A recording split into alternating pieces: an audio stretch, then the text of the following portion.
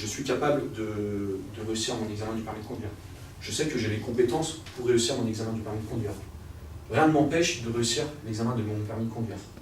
Oreilles attentives et crayon à la main, à Lyon, l'ambiance au restaurant Mayamac est studieuse. Stressés et angoissés à l'idée du passage du permis de conduire, ces 6 candidats sont venus assister à un cours assez particulier.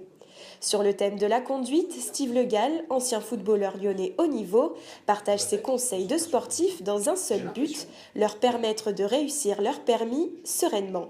En fait, je m'attends à ce qu'on nous donne des astuces, des conseils pour être mieux performant en termes de concentration peut-être au niveau du code et d'éviter des erreurs bêtes et inutiles. Et aussi en conduite, comment gérer son stress, parce que j'ai vu sur ces 2 premières heures que j'étais assez stressé et la monitrice me l'a rappelé plusieurs fois. J'appréhende beaucoup l'examen final. J'ai trop peur de stresser et de foirer mon permis à cause de ça. Voilà, vous avez des conseils parce que j'ai vu qu'avec cette méthode on pouvait mieux réussir. Donc comme ça je passe du premier coup.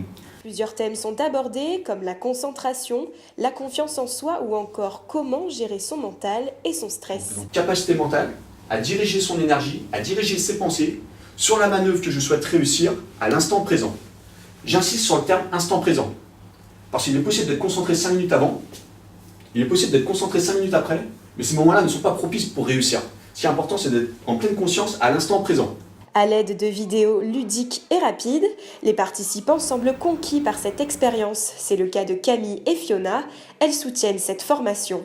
C'est utile parce que là, les personnes qui ne l'ont pas passé, justement, après, ça leur éviterait de faire des erreurs comme nous on a pu faire, justement. Parce qu'après, dû au stress, justement, après, le stress, on peut le gérer justement par différentes façons.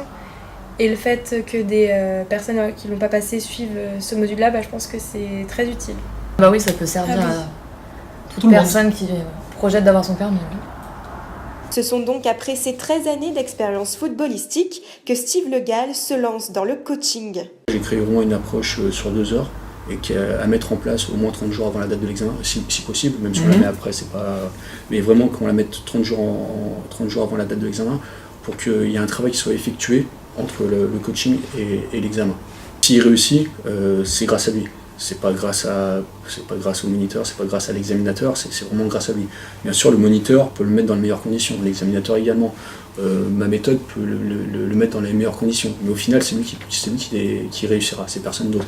Donc, ce qui est important, c'est qu'il mette en place ces différents outils pour qu'il prenne conscience qu'il a les techniques suffisantes pour réussir, puis rien ne pourra l'empêcher de foirer. Pour le moment, cette formation est accessible uniquement sur Lyon. 70% des participants ont obtenu leur permis de conduire après avoir suivi cette formation.